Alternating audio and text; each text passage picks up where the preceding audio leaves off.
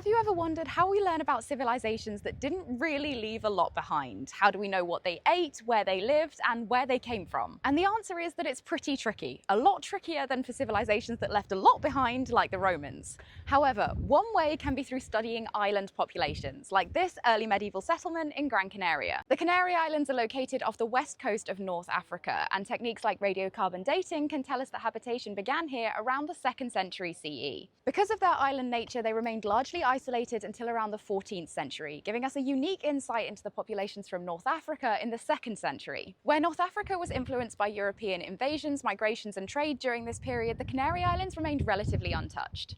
As a result, DNA analysis of the remains found on the Canary Islands and dated to between the 2nd and 14th centuries can provide us with a unique insight into the interactions of North Africa with the rest of the world prior to the 2nd century. DNA analysis showed that the DNA of the ancient and medieval Canarians was made up of 4 main components, with the largest being, unsurprisingly, North African, Paleolithic, and Neolithic.